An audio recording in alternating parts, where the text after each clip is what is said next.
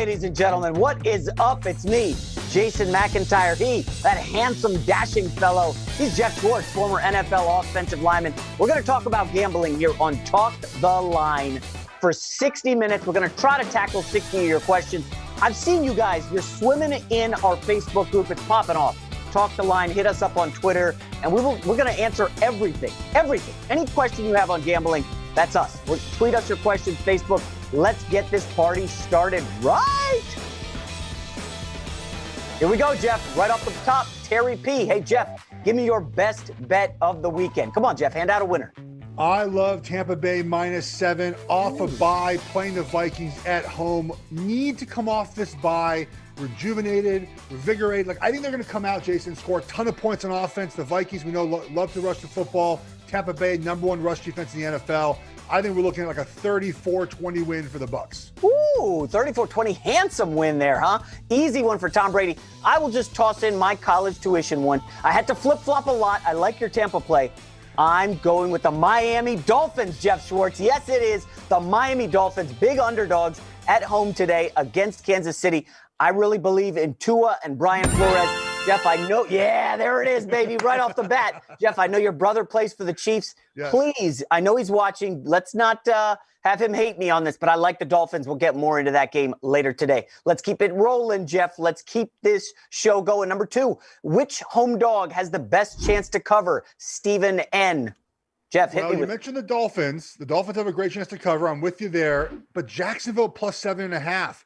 Look, I know that Tennessee came off that embarrassing loss the other day to the Browns, but guys, Jacksonville's covering a bunch of games, right? They've lost 8 games within 8 points, and with Mike Glennon playing quarterback, they've done a little bit better on offense, but the Tennessee defense is awful. 32nd on third down. They cannot stop anyone.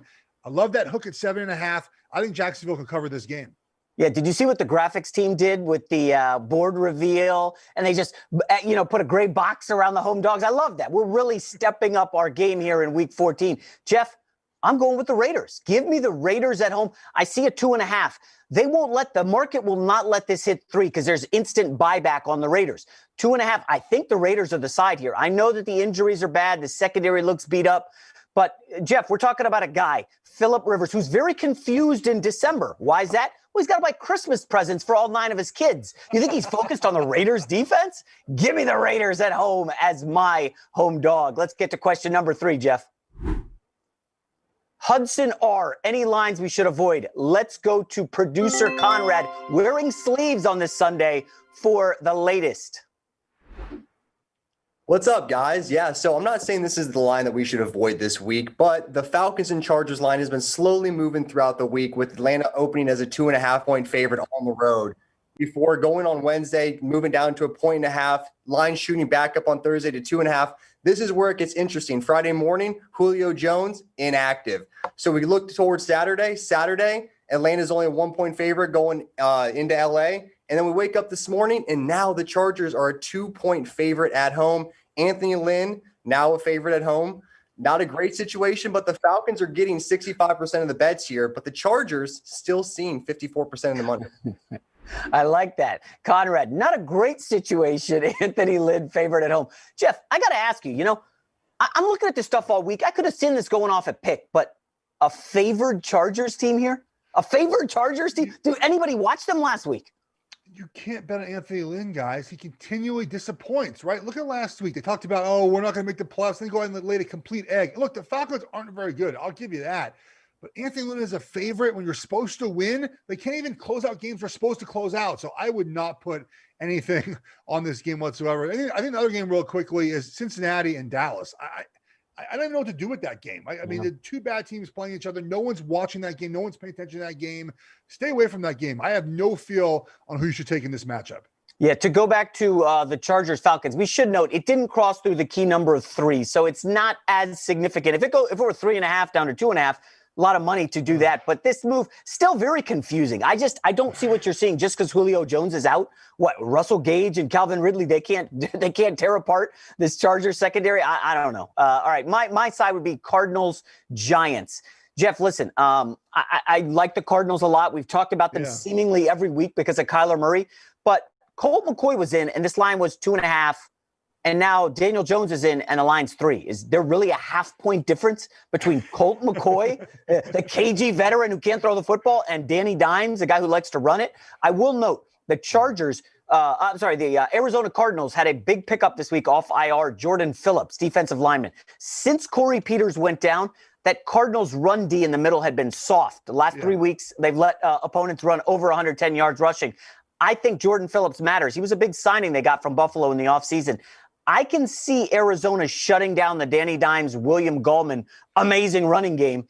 And I kind of like the Cardinals here, but I do want to stay away from it. Let's get to question number 4.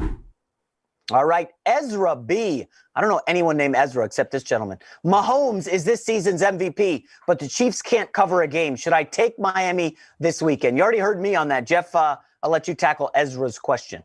Yeah, this game is leaning Miami for me as well. However, the one concern I have, this is a concern that we'll have to see as the game plays out. I cannot tell you right now what they're going to do, but Brian Flores, he designs this defense, the Dolphins defense, to bring a ton of pressure, right? They bring the house all the time.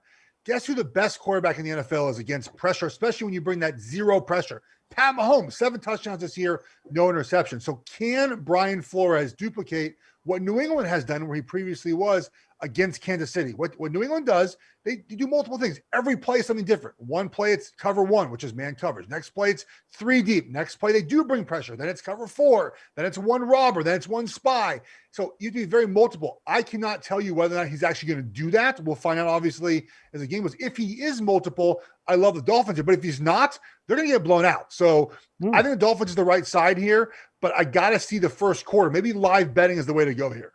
Okay, a couple things on this. We just got word Kyle Van Noy, who was the AFC Defensive Player of the Week, had 3 sacks against the Bengals. He's out. He's inactive today for Miami. Yeah. I don't know what that's about. Geoff, you and I were texting about this. The Miami Dolphins running back situation is a nightmare. Between COVID and injuries, their top 3 running backs are out. Their bell cow today is going to be someone named Patrick Laird or perhaps DeAndre Washington. I know you guys don't have them in fantasy. So, yeah, there are issues for Miami.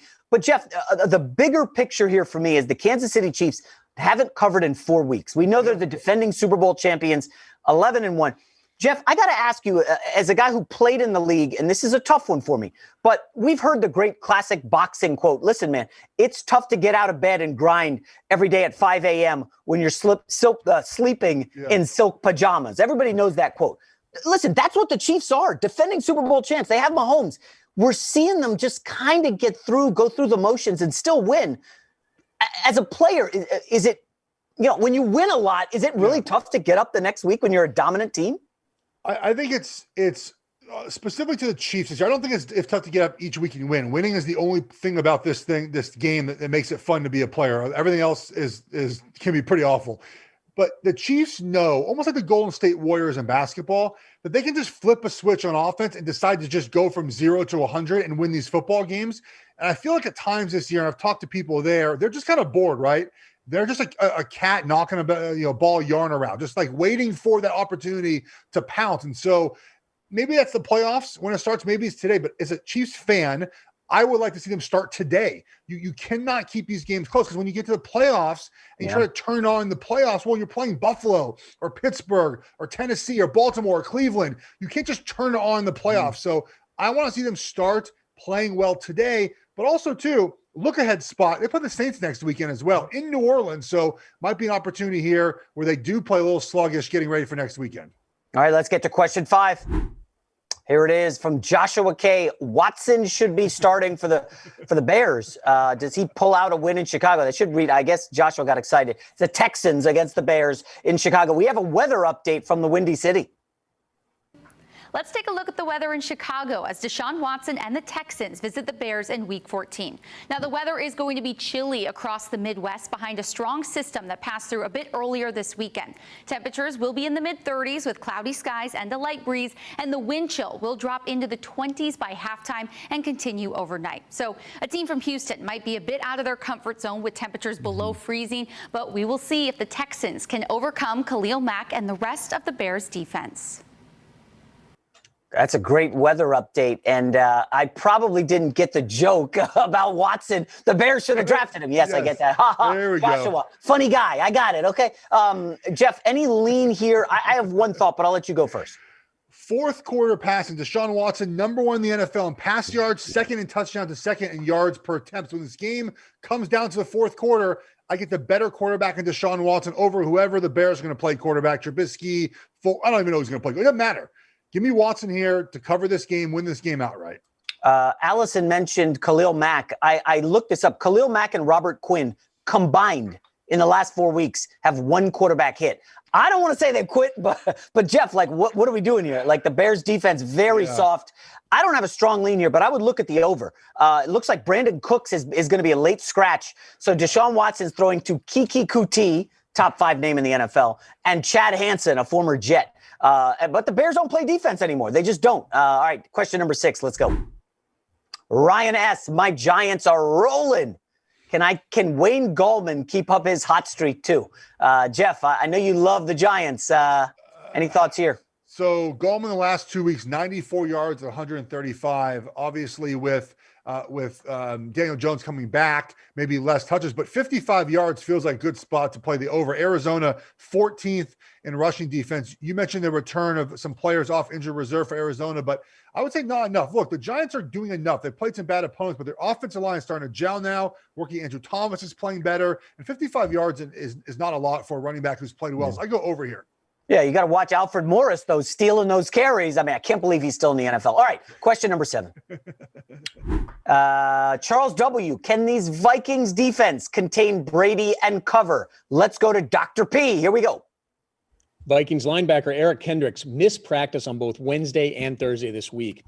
Eric injured his calf, and he missed the Vikings game last week as well. Now, the Vikings give up 23 more rushing yards without Kendricks and also have a 13% less chance of winning without him. I would say he's doubtful with his Sunday, but if he does play, expect his overall productivity in terms of snap percentage to be down about 15%. Interesting. So, Geoff, I wonder if the markets are aware of Dr. P's numbers. 13% to me is an edge. I can get that. I got to go Tampa here. I mean, I know you like them a lot, but this Kendricks is their leading tackler. How big of a loss is this? Well, it's huge for them, but they don't get a lot of pressure on the quarterback. And when Tom Brady's not pressured, that is, they're able to get the offense rolling. I'm telling you guys, if Tampa Bay cannot come out off this bye and show better on offense, just better, right? Better is not really points, but I want to see some fluidity to the offense, right? Some play action pass, some open wide receivers, Tom Brady in the rhythm, boom, boom, boom, right? If they can't do that, Jason, they're done for the season. They're not having any chance to make a run in the playoffs. So that's why I'm so high on Tampa. I get veteran coaching, veteran players, knowing they have to start playing well last month of the season. That's why I like Tampa so much. It's almost like Geoff's been reading my takeaways, which we'll get to later in the show. I may touch on something along those lines. Quick note, though, Geoff. Listen, Thielen and Jefferson, they could be cooking in the fourth quarter. The option for a backdoor cover, you guys, we know the witching hour, it can hurt a lot. Last week it hurt me badly. Just be careful with Thielen and Jefferson in the fourth quarter. If they're down 14 and the Bucs, we know Dean's not playing. Those can get dicey. All right, let's go to question number 8. Adrian T. Jags are covering every weekend at this point. We staying on the Jags against the Titans. Geoff, I know you love the Jags, right? You love an ugly dog with fleas. I absolutely do. It's a hold your nose and bet game. With Mike Glennon the last 2 weeks, Jacksonville scoring about 10 more points than they had previously. He's doing just enough, obviously, to keep them in the game. They're not winning these games, which is good for them. They don't want to win. The hook here, right? 7.5 is good number here for Jacksonville. But I go back to this. I said this all season long. The Titans cannot stop anybody on third down. It's been a problem all season long. So I get a great opportunity here for a backdoor cover at the end of a game as Jacksonville's just driving down to score a touchdown late. I love the value here in the 7.5. I think I'm on the opposite side, Geoff. So we do talk markets, and I'm going to hammer it home until I'm blue in the face. Yes, I can get blue. This is a buy low, I think, on the Titans. Everybody watched that first half. Baker Mayfield, 4 TDs, down 38-7. And I know this sounds crazy, but this is a sell high on the Jags. Adrian, you asked a good question. Jags are covering every week. They've covered 4 of 5. Let's look at the big picture. This is a 1-11 football team. They're not good. They are covering lately against teams that kind of take them lightly. We saw the Eric Kendricks injury last week. He didn't play a snap, got hurt in warmups. They ran the football all over him. Tennessee's defense stinks. We know that. Geoff and I have been mocking these guys all season. But I think this is a spot they can get right. Tannehill, Derrick Henry. I mean, these guys got embarrassed last week. I like a bounce back for Tennessee. Let's get to question 9. It is Landon S. Darren Waller, best tight end in the league. He's not bad. Can he get me 100 yards again, though? Travis Kelce's the best tight end in the NFL, and Travis Kelce's going to win Offensive Player of the Year. Let's get that straight. I would go over Waller here, 60 and a half yards. Look, he is the lifeblood for this offense. I feel like people at times look at the wide receivers in any offense and think, oh, this is the most important guy. It's tight ends, guys, especially in this West Coast offense we see with Andy Reid, how important it is. It's just as important here for John Gruden's offense. Waller is Carr's blanket. He's the guy that's always open. It's a tough matchup. Do you put a linebacker on him? Do you put a safety on him? What do you do with Waller? So I would take Waller over every single game until proven otherwise. Don't really have a bet here for you, but I will just say this. The Colts have given up the 3rd fewest yards to tight ends this season and only 1 touchdown. So there's a chance they contain Waller. If you want to do anything, remember what Bill Belichick did for the Patriots earlier this year. We're taking Waller away from Carr. What else you got? You got a dinged up Josh Jacobs. Do you trust Aguilar? Do you trust the rookie Ruggs? I would game plan to shut down Waller and say anyone else can beat us, but I don't know if the Colts and Eberflus will go that way. Question number 10. It is Quinton T. Game of the week. Does Buffalo really think they can beat the Steelers? Dr. P, take us to the promised land. Steelers kicker Chris Boswell did not practice on Wednesday, but did practice on Thursday. Now, remember, Boswell missed Monday's loss to Washington because of a hip injury that he apparently suffered late last week. Without Boswell, the Steelers make 12% less field goals, and this is much higher for the longer ones. But if Boswell plays, expect his productivity to be down approximately 15% in overall makes, especially in the greater than 30-yard field goal category. Dr. P with a dark background there. Geoff and I were taking bets on what his background would be. Love Dr. P's game there. I don't know. That's troubling. You don't have your kicker in a game with the spread this tight. Yeah. I don't know, Geoff. I like the Steelers all week getting value here, but I'm starting to have reservations. Yeah, they have a lot of guys out for COVID as well. And now the kicker. I just think that the overreaction in the market to the Steelers' loss, they were going to lose at some point, right? They weren't going 16-0, and this line has moved 4 or 5 points now. Not through key numbers, but I think everyone is on Buffalo now after they blew out the Niners in Arizona, right? Niners in Arizona, whatever that game was. They played really well. And I'm still on the Steelers. I think they can do it, right? They got humble a little bit last weekend, and Buffalo cannot stop the run. Pittsburgh's bad at running the football. I think the Steelers get right in the run game tonight. I like Pittsburgh. Yeah, Bills Mafia, Geoff, is not going to want to hear this. Mike Tomlin, last 30 games as a road dog, 18, 11, and 1. That's 60%. And just a quick word to Bills Mafia out there about this linebacker Milano. Right, Geoff? Everybody loves this guy, Matt Milano. They talk about him on social media like he's healthy again. He's our savior. Okay, listen, this guy played his full game against the Rams in week 3. Rams averaged 7.2 yards per play. Week 4, Milano, fully healthy. He's there. Raiders, 5.6 yards per play. Like, let's not act like this guy is Mike Singletary from the 85 Bears, okay? Milano's a nice player. Is he completely shutting down Droptimus Prime, a.k.a. Eric Ebron? I don't think so. Is he going to stop the running game? I'm with Geoff. Now I'm feeling Steelers again. I just flipped. Geoff, you gave me the confidence. I'm back in Pittsburgh and Mike Tomlin. Let's get to question 11. Angel C. Dog Pound, hashtag Dog Pound, is 9-3. Can Baker get redemption on this Baltimore squad? Great game Monday. We've got a weather update. The weather in Cleveland will be cold as Lamar Jackson and the Ravens visit Baker Mayfield and the Browns on Monday Night Football. We are tracking drier air across the region on Monday in Cleveland. That will bring thick cloud cover and temperatures near freezing at kickoff, and winds will range from 10 to 15 miles per hour, dropping the wind chill down to the low 20s by the fourth quarter. As of now, no precipitation is in the forecast, but these division rivals will have to endure the cold as the Ravens try to keep their playoff hopes alive. Cold weather in Cleveland in December, Geoff. Listen, do you ever play any of those super cold weather games in December?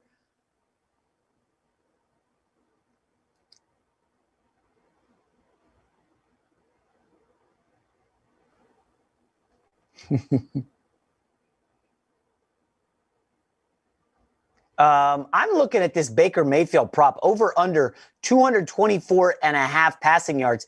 I don't see that coming to fruition. Baltimore, we know they're going to blitz fourth in pressure rate. They're going to be coming after Baker heavily. I'm actually concerned for Baker. I think this is going to be a ground and pound effort.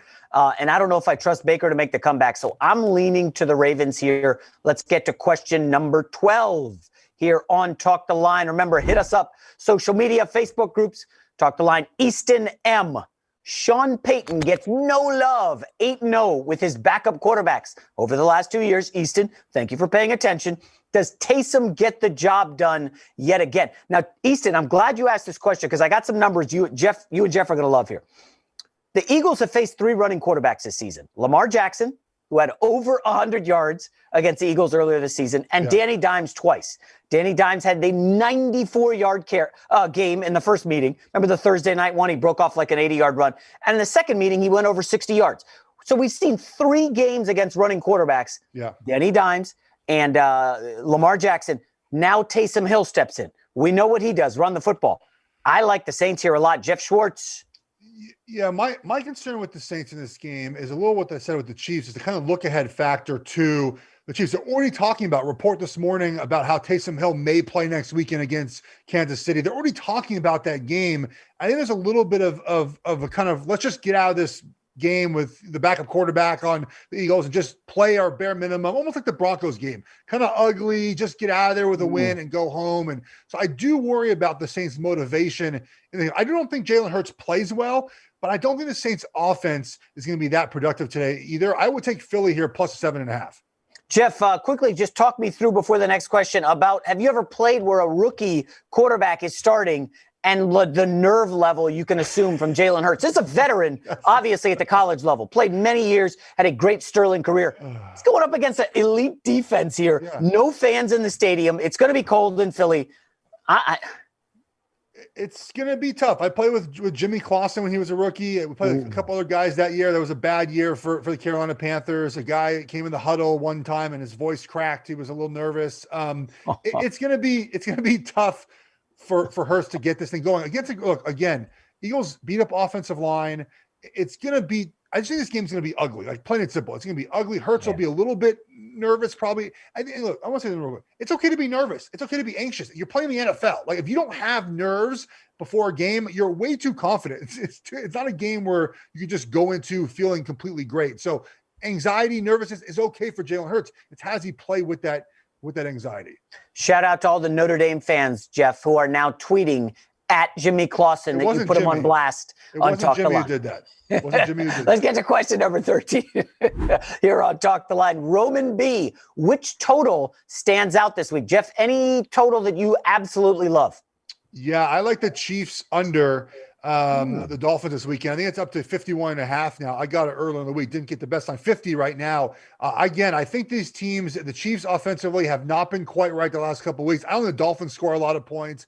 And if we want to go a little exotic here, first half under Washington and San Francisco, 20.5. I think both teams are, I know they're not good in the first half. So it's just a little random fun bet there to have later this afternoon. Okay, I'm looking at the Seahawks Jets under. Now, I got this earlier in the week at 47. I do a picks column for FoxSports.com. Put that in, felt great. The breakdown was outstanding. The handicap is perfect. And Geoff, what's happening this morning? The line's moving up on me the opposite way. I don't care. I'm confident in my bet. Again, maybe the Jets' new defensive coordinator, Greg Williams, got the axe for that Raiders embarrassment at the end last week. Maybe he throws some new looks at Russell Wilson. Jets can stop the run. If Brian Schottenheimer wants to, plow Chris Carson 2 yards in a cloud of dust, hey, that's great for my under. I don't think the Jets will have success offensively. Mims, their wide receiver, out. Jamison Crowder banged up, unsure if he will play or not. Yeah. That's not good for Sammy Darnold. Let's get to question number 14. Zach K. Oh, more Seattle. Jamal Adams will want blood this weekend. Hopefully not literally. Does Russ handle his end of the job and actually put up points? Geoff, we were way wrong on the Giants-Seattle last week. Russ was a disappointment. Can he bounce back against my Jets? I feel like the Jets, if any thought they had of winning a football game, and I've been on poor teams before, I've been on a 2-win team, and you get excited to win games. I mentioned earlier, winning is hard in the NFL, and it really is the only thing that makes the existence fun at times. And they kind of got their soul crushed last weekend, and Greg Williams got fired. And Russell Wilson played poorly last weekend. I think Russell Wilson comes out today and redeems himself for the game last weekend. It wasn't just the Giants defense. He missed open wide receivers the entire game. They were out of sync. I think it's a big game for Russell Wilson. I think the over here is definitely in play. Geoff, let me lean in and give the camera my pensive look. Russell Wilson under 2.5 passing touchdowns is minus 154. What? What's going on there? What do they really think that Schottenheimer is going to just run? That doesn't make sense at all. This is a young Jets secondary, okay? DK Metcalf and Lockett are really off bad games against the Giants. This screams bounce back. 2.5 feels low to me. Perhaps I'm missing something, but this is a Seattle offense that has not got untracked. Geoff, 2 of the last 4 weeks, they've only scored 1 touchdown. Like, that's not very Russell Wilson-like, especially for a team that went over 30 regularly earlier this season. Something feels fishy about that line. Let's get to question number 15. Grayson H. I wonder how good my Panthers would be with a healthy C-Mac or CMC. Yeah. I butchered that. So do they win against the Broncos? Let's go to Dr. Matt for the latest on McCaffrey. The Panthers star running back Christian McCaffrey doesn't look like he'll be back this week. Christian's had a few injuries this season. First, he dealt with a high ankle sprain, then a shoulder injury, and now reported last week he's been dealing with a quadriceps strain and knee injury. Christian was limited at practice Wednesday. He missed practice on Thursday, and in fact, Coach Matt Rule told reporters he doesn't think McCaffrey's going to play this week. But if he does play, due to the quad strain, we expect his productivity to be down about 16 overall rushing yards and down 3 fantasy points. And unless there's a setback, expect him to be back certainly by week 15. Geoff, it's disappointing, man. The running backs, every time you pay one of these guys, they seem to get hurt.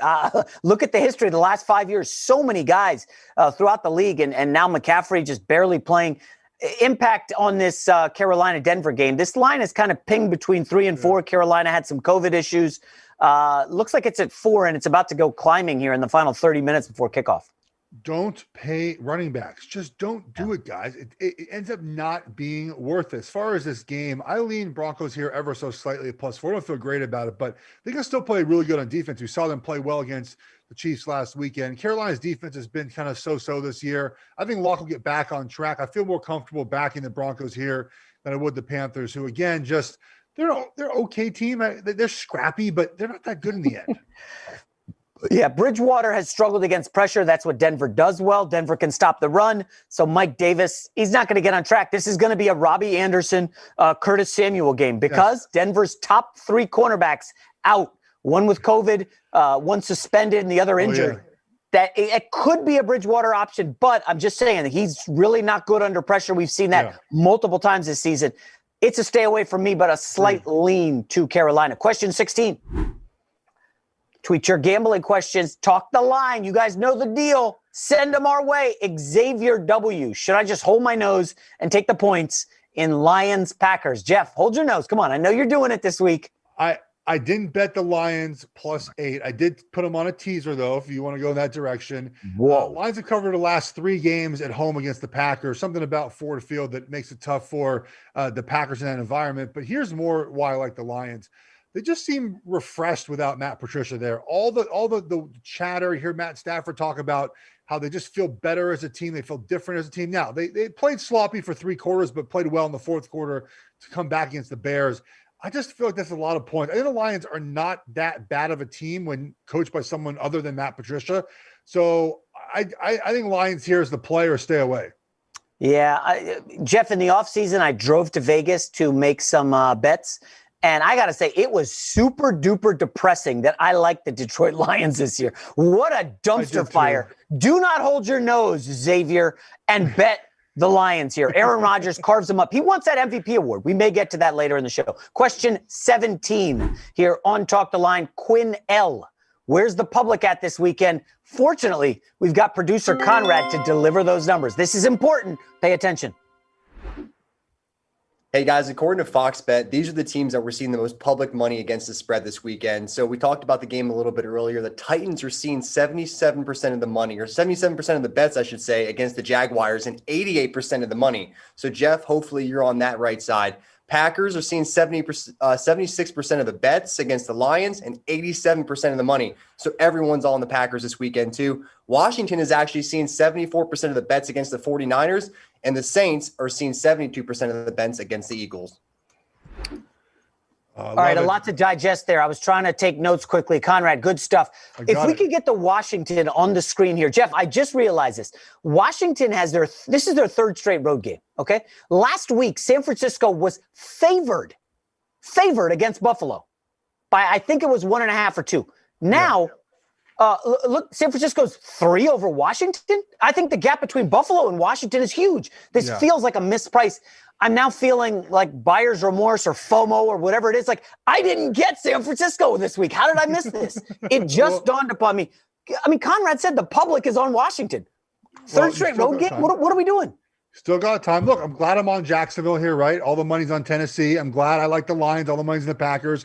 Look, I told you I like the first half under in this game. Washington under Alex Smith, the first 4 games he's played, scored 3 twice, 7 and 17 in the first half. Niners are 22nd in first half scoring as well. I think the Washington Redskins, Washington defense, we know is very good, very elite. That travels on the road. Offense sometimes takes a little bit of trouble, but the Niners favored by 3. I don't feel that. I don't know. Someone so much. I cannot put money on the Niners this weekend. I don't know what they are each and every week. They're so beat up. They're so injured. Washington needs this game. I would stay away or take that under. I want to go back to the question a second ago. Should I hold my nose and take Detroit? Remember that? Well, yes. Conrad also just said the bets are all on Green Bay and the money is all on Green Bay. That means it's a double whammy. The public and the professional money all on Green Bay. What does that mean, audience? The house needs Detroit. They need them badly.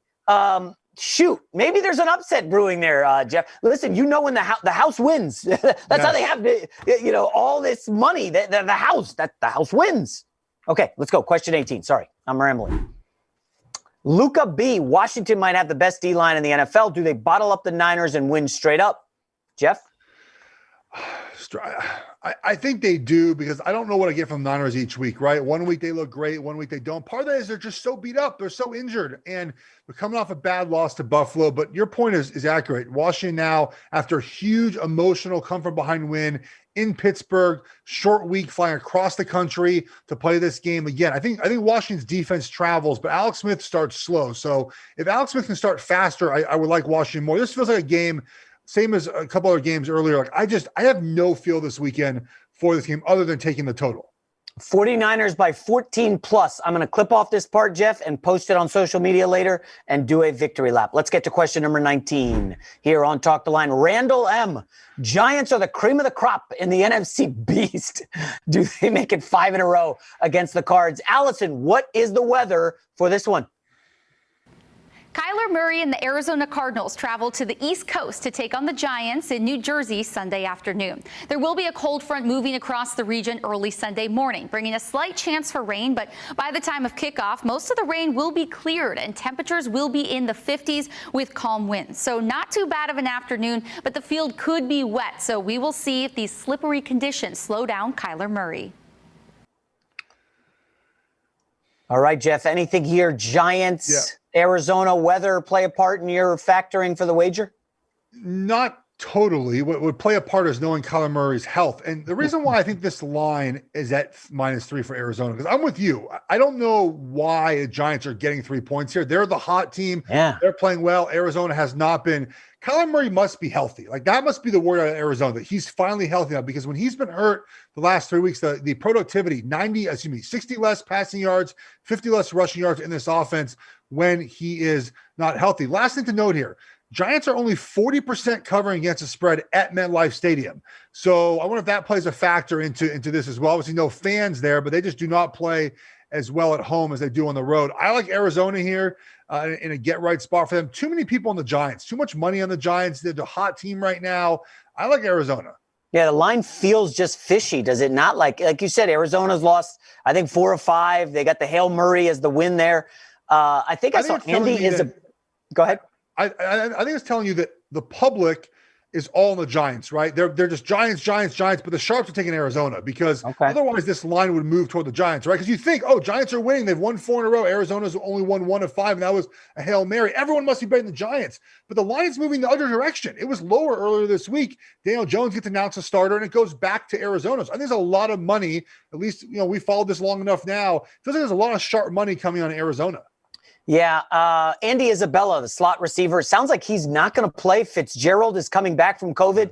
I just don't know where the weapons are on offense for Arizona. Let's go to question 20 here. Hashtag talk the line, Evan R. Can we finally admit Davante Adams is the best receiver in the NFL? Yes, we can do that. We can do that, right, Geoff? Sure. People they're so possessive over who's the best at something, the best at wide receiver. Sure. I think Adams is obviously one of the best, right? One of the best. And I think against a line secondary that is not very good, this is always a prop that I would take here. I take him over this. Yeah, Geoff, I'd like to shift my college tuition decision from the Miami Dolphins to Davante Adams, 75 receiving yards and a touchdown. I mean, really? Now there's got to be a low limit on that prop. I mean, I probably can't go in there and say, give me everything you've got on Davante Adams. 75 yards. I mean, the Detroit secondary is so banged up. Okudah had surgery. Looks like he's done for the season. Their number one corner is a third-string guy in his second year his nickname is Toast because he's been getting roasted all season. I don't know. Davante Adams, load up, folks. Question 21. Caden T. Tampa. Was that mean, Geoff? You're still laughing. Caden T. Tampa. Like you said it like so passionately, like it's something that anyone else has said, and that's why I'm giggling at it. Tampa might be the play of the week. Who doesn't take this bets buck at 6.5? Well, Jeff Schwartz certainly has, right? Yeah, it's 7. I think at 7, you're kind of at that fine line, right, where it's you get a push here. I feel like that's a very push number. 6.5. Great number. That was earlier in the week. Obviously 7 now. Good, backdoor cover range. But again, I think Tampa, and maybe I'm too high on what they have on paper rather than what they performed on the field. But off this bye, man, like they've had 2 weeks now between Tom Brady and Bruce Arians to figure out an offense that's functional for everybody. I think they do it this weekend. Geoff, it's nearly Christmas time. And at that time of the year, I'm used to an old man in a red suit delivering. Tom Brady, that's who I'm talking about here. He delivers. Minnesota Vikings, by the way, folks, have given up the 4th most explosive pass plays in the NFL this season. Okay. Cameron Dantzler's having a good rookie year. The other guys, not so much. Godwin, Evans, Gronk, Cameron Brate. It's going to be a big day for Brady off the bye, like you said at the top, Geoff. I like Tampa here. Let's get to question number 22. Hashtag talk the line. Cam L. Does Buffalo really have a chance at winning the Super Bowl? Wow, we're just skipping over Pittsburgh, skipping over the Chiefs. Let's get to the Super Bowl. Buffalo Bills, Geoff. I mean, I think if they beat the Kansas City Chiefs, then sure, they have a chance to do this, but they're going to have to go on the road to Kansas City. The Chiefs still allow fans in the stands for their games, so that's you do get a little bit of that home field advantage there. I don't know, man. I gotta trust Josh Allen, who I have not seen play well in the playoffs in his one appearance. The value here is good, but you probably could have got them better before the season. I would stay away from this bet. The NFC too is very good, right? Are you taking the Bills to beat the Packers or the Saints? I don't take this bet. Okay, but plus 1,700, Geoff. That's you put some pizza money on that, and then in middle of January you're looking decent, right? The Buffalo Bills could establish themselves as the second best team in the AFC here if they beat Pittsburgh today. I firmly believe that. Baltimore may get there eventually. But we're talking about a Bills team that saw the Chiefs earlier this year. They were a little banged up. That was a big weather game. Correct me if I'm wrong. I think that was played on like a Monday afternoon or a Tuesday. Yeah. I love what I've seen from Brian Daboll. If I'm a team looking for a head coach, Brian Daboll's got to be near the top of the list. A great offensive mind as the offensive coordinator of the Bills. And plus 1,700. You throw $25 on it right now and not worry about it till later. I think that could come true. 1,700. I don't hate it. Question 23. Hashtag talk the line. Emmett J. Should I just stay away from Falcons Chargers? Well, I guess Emmett joined the show a little bit late. He missed the outset, or he's fast forwarding looking for picks. Geoff, I'll let you educate Emmett.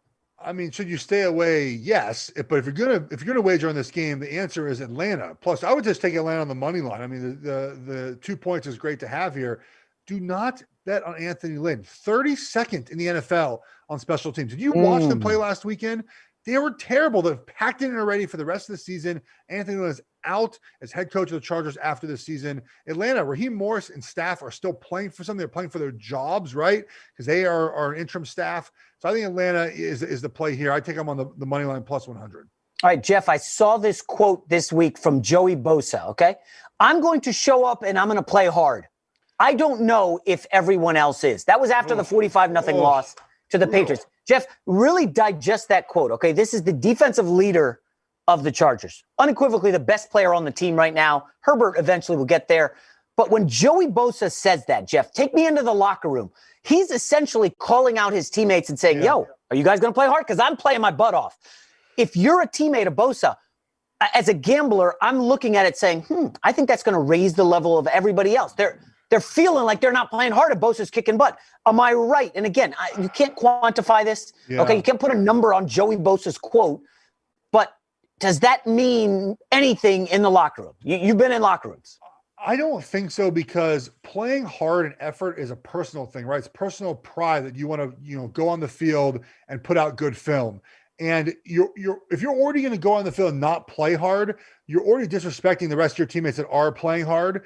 And I'm not sure that Joey Bosa, who you already have disrespected by not playing hard, him calling you out, and he's not obviously using names, but him calling you out publicly is going to change the way you play. If you've already packed it in, again, I'm not saying any Chargers are packing it in, but if you're already doing that, that quote's not going to change you. You already know he'd be upset if you did this, and you're doing it anyway. So I'm not sure that Bosa calling out any of his fellow guys on defense will change the way they play this weekend. Yeah, I'm not saying it was actionable. I'm just trying to get in the mind. Again, Geoff, as gamblers all week, we're looking for any kernel of an edge we can find. I see Bosa. I think he's calling out his teammates. They didn't show up last week. They look like they gave up and quit and laid down like dogs.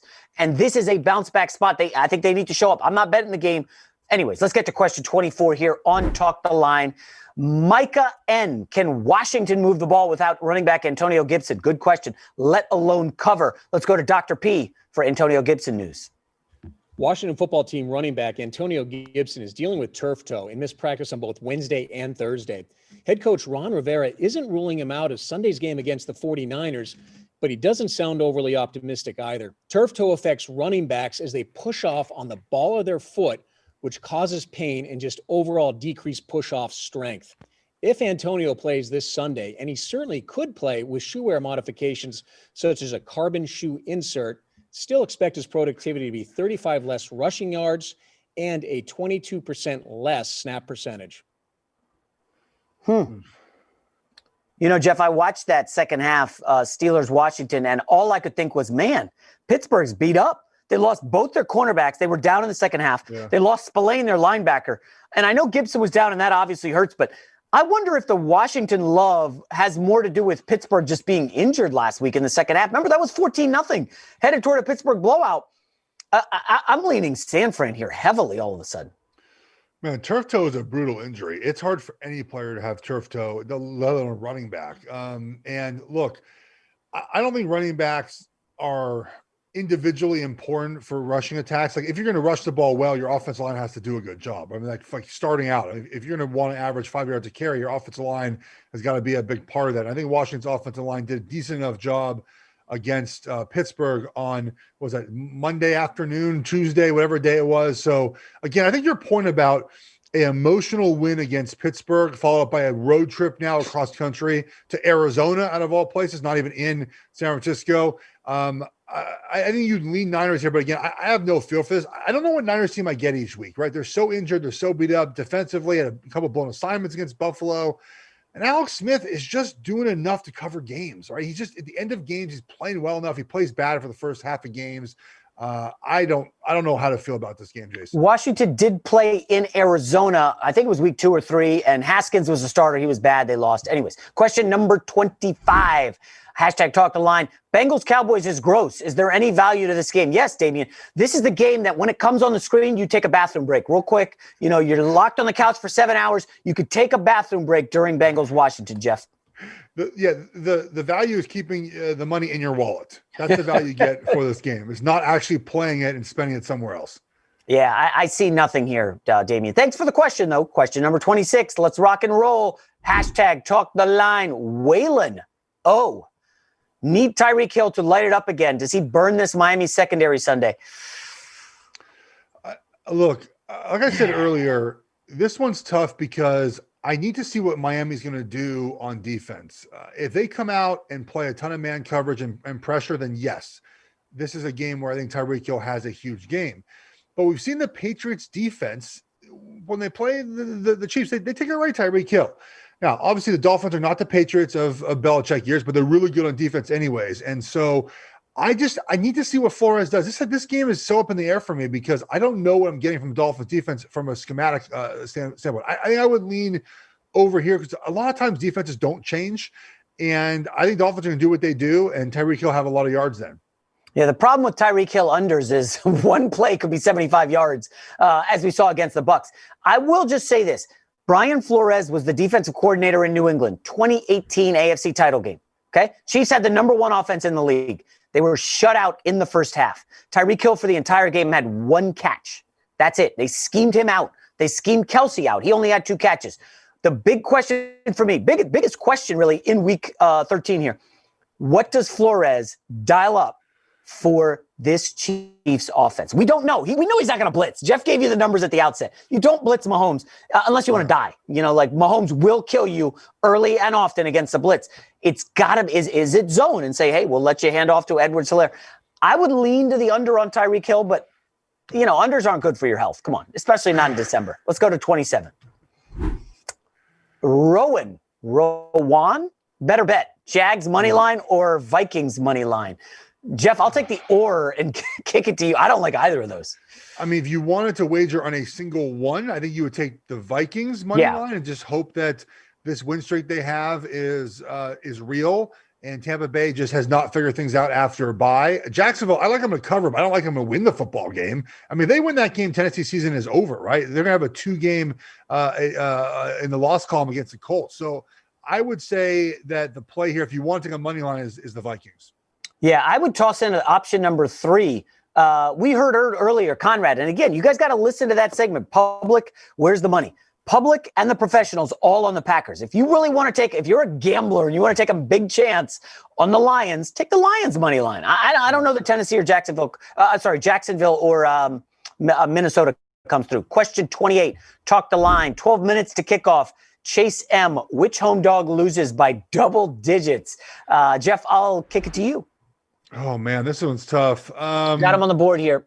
I think that it's funny because I like Miami too, but I think that's probably Detroit. I think. Yeah. I would lean Detroit again. I think Philly. Probably Detroit. Yeah, Detroit. I would go Detroit or Philadelphia. I don't know who these guys are early in the week, Geoff. Betting on the Eagles. Some of that stuff was crazy. It's kicked up now. You're seeing a +8 for Philly. Now I'm not touching that. I would agree with you. Question 29. Cole T, rate my teaser. Chiefs -1, Packers -2, Browns +9. It's good. A teaser. I mean, the game I worry about is the Browns, but I think Kansas City and Green Bay are pretty good there. I mean, the Browns +9. It's a lot of points. I get it, but oh man, I don't know about that game. I think that Baltimore. I think we're still sleeping on Baltimore just a little bit, and they've done a really good job against the Browns. I'd worry about that. Totally agree. And again, we're trying to give out advice here. And I think I said last week, Geoff, the Chargers teasers were 10-1 this year against the spread, best in the league. What happened? 45-0. Okay. I don't love teasing underdogs. I like teasing favorites down, usually through 7-3. If you can get that, and you're halfway there with KC, well, 2/3 of the way there. KC and Green Bay, that looks great. Personally, I would toss in Tampa in place of KC, and I wouldn't touch the Browns. I will, though, say and add that primetime underdogs are 25-12 or 13, 25-13 against the spread this year. Maybe the Browns at home are plucky. It's just risky, man. Agreed. I would rather tease the Ravens there. But anyways, let's go to question number 30. Talk the line. Gabriel S. Hurts is in for a long day. That would be Jalen Hurts. Does he even make it to 200 yards passing? Geoff Schwartz, as you know, is the official quarterback prop king of NFL gambling. Yes. I would say under here, and it's more of a mindset for Doug Peterson, who came out earlier this week and said, look, we're going to protect him, right? We're going to run the football. We're going to screen pass. We're going to short passing game. And so I just don't think they're going to allow him to really push the ball down the field. And remember, the Eagles don't have a great wide receiving core anyway. So even if he wants to push it down the field, that's not only what they do on offense. I think they have a classic kind of backup quarterback game, using legs a little bit, keep him in the pocket. Remember last weekend, his biggest play of the game was a 4th and 18 bomb down the field, just kind of throwing it up there. If it gets picked off, it gets picked off, and it was caught for a touchdown. So I think under here is definitely the play. I love it. My only concern, Geoff, is that Saints run defense is elite. Okay, Miles Sanders, Boston Scott, there's going to be no room. And this could be like 17-0 in the second quarter, and the Eagles are forced to pass. And Hurts, given 2 quarters, probably will get to 200 yards. Question 31, talk the line. Ashton H. woke up feeling dangerous. We rolling with the Browns on the money line. I like to wake up feeling dangerous as well, but not that dangerous. Geoff, I'll let you take it. I woke up feeling dangerous. I bet on Jacksonville today. I think that I would, guys, look, the thing with the Browns is when young teams kind of have their moment, a lot of times they don't really get it quite yet, and they fail in that first time. This is the Browns' first time in how many years now of a truly big moment, right? They're 9-3. They're a Monday Night Football. Their next weekend's game got flexed. Giants, Browns, a Sunday Night Football. Everyone's pouring love on them. And here comes Baltimore, beat up, a little hurt. But guys, they were great last season. They were great the year before that. They're the team that knows how to play in this spotlight. So I just worry the Browns just haven't done it yet in this spot. So I would not feel as comfortable putting some money on the money line here. So, Geoff, I do believe, I'm not 100% certain, the last time we saw Baker Mayfield in prime time was against the 49ers. I remember this because it was a Monday Night Football game, and I'm on a plane, right? And you have to turn off. You can't watch TV while you're taking off. But between the time where the game started and you got up in the air and the TVs were on, it was a bloodbath. Like the Browns were getting slaughtered. Baker was having a nightmare game. I'm telling you guys, be careful with Baker in prime time. I like Baker Mayfield, what he's done this season, much improved. But this is a little too rich for my blood. Yeah. All right, question number 32. Braxton P. Braxton's a tough name, man. I know 2 Braxtons, Geoff. Both of them have been good fighters. Sea Chickens couldn't even beat the Giants. The Jets easily cover 2 scores. The Jets doing anything easily, Geoff? Come on. It's up to 6. Is it 16 now? 16 and a half? That's a lot. That's a lot of points for Seattle. Sea Chickens, I like it. I easily cover. I mean, the Jets, 16 and a half. I mean, look, if you're going to wager on this game, I think the smart money would be in the Jets 16 and a half, right? I mean, that's a lot in the NFL. It's a lot of points, right? It's hard to blow teams out in this league. And Seattle has not played terribly well lately, but I think the Jets their soul got crushed last weekend. And I could see them sleepwalking through this game, flying across the country, playing a Seattle team that really has to play better. They can't play any worse than they did against New York last weekend. So I think that it's a tough spot to be in to back the Jets. Geoff, you wonder, is this one of those games where somebody knows something? Because this was 13 and a half, I think, Thursday when we did the show. Yeah. It's gone up 3 points through 14, blew through 15, which is a dead number. 17 is a key number. It won't hit that, but this is enormous. Somebody must know something. Just be careful here, guys. Let's get to question 33, sorry. Carlos W. Colts versus Raiders might be my favorite game this weekend. It's a great one. Who wins? I'm going to go ahead and lean to the Raiders here. Not with a ton of confidence, but I made the joke about Phillip Rivers earlier. Ha, ha, ha, 9 kids. And that was just a joke. But I do really believe there is some edge here for the Raiders. The Colts love to play zone. What does Derek Carr do? He's like 72% completions against zone defense this year. I don't know if Jacobs will be able to run the football against Buckner in that front. But again, we're talking about a Raiders team who has moved the football against seemingly everyone in the league this year. They were down late against the Jets last week. We've seen them rally from down 11 against the Chiefs. This is an offense that's really beastly. And I like a lot of things about Carr in this offense. I got him on the money line this weekend, Carlos. There's 2 ways to look at what happened last weekend for the Raiders. One is that you come off a 43-6 loss to the Falcons, and you go to New York and you lay a stinker, right? You're up double digits, and the Jets should have won that game, right? We understand the Jets blew a coverage at the end. They should have won that game. So if you're backing the Raiders this weekend, you have to think of one or two things. One is that, okay, fine. They played 2 bad games. It's over now. They got their lucky win, and they understand they have to play better and have to finish out games. They're going to finish out this weekend. Or you say, hey, look, man, maybe they're not as good anymore. Maybe that there's, teams have found out a way to play to play this offense. Offense has not been very good the last 2 weeks. So if you're backing the Raiders, you have to feel that these last 2 weekends were kind of a blip. They're heading in December now, 4 weeks left of the season. If you're not playing your best ball right now, what are you as a team? So I'd worry, Jason. I know you back the Raiders, but I know what the Colts are. I'm not sure I know what the Raiders are. Oh, that's very well said, Geoff Schwartz. All right, let's get to our takeaways, Geoff.